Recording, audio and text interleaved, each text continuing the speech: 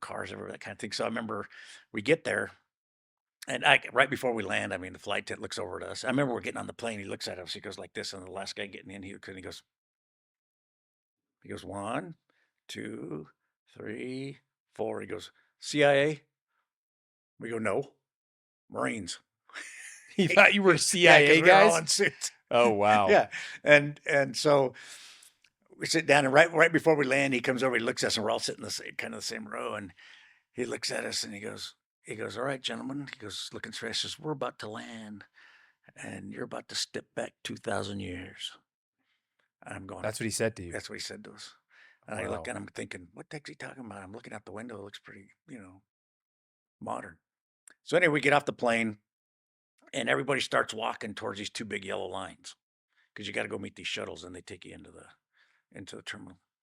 So we hop on these two lines, and then all of a sudden, these Iranian Pasdaran come out, and they start yelling something real quick, and everybody moves to this yellow line, and we're going, I think we need to go to that line. And but it was too late. The Pasdaran surrounded us, like four of them, and got us and said, we show them our passports. They says, come.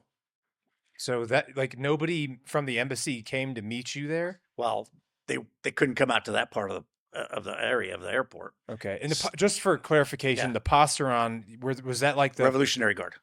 the Revolutionary That's the Guard, Revolutionary Guard. the Iranian Revolutionary Guard? Correct. They were called the Pasdaran at That's that what point? that's what they called them, Pasdaran or Pasdarani.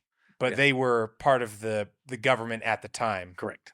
Okay. Yeah, So they weren't like, necessarily threatening or not really. No, okay. they just asked. They were armed, and they just said, come Okay. with us." So you followed them. Yeah, so we followed them and went in, and they just asked us some questions, showed them our passports, and then and we didn't speak Farsi at the time because the time back then you used to be able to go. They'd send you to Foreign Service Institute or something like that if they wanted you to learn a language. I guess you Yeah. went for like 30 days or something like that, or we didn't have any of that. So they just pretty much asked what we're doing, where we're going, all that, and they kept us for like 45 minutes just hanging around. And we're going, what the heck? And everybody else already cleared out of the airport. So we're sitting there waiting. We're waiting for our bags to come. They finally let us go. We're waiting for our bag, and then finally they show up, and they'd gone through everything in our bags. Really? Yeah, stuffed our duffel bags, everything, stuffed everything back in.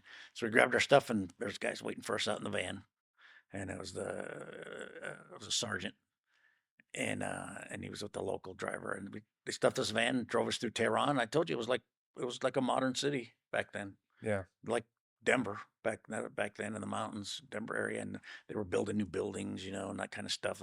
And you'd watch in there, they were using Mercedes as taxis. Really? Oh yeah, and then sports cars driving around all over the place.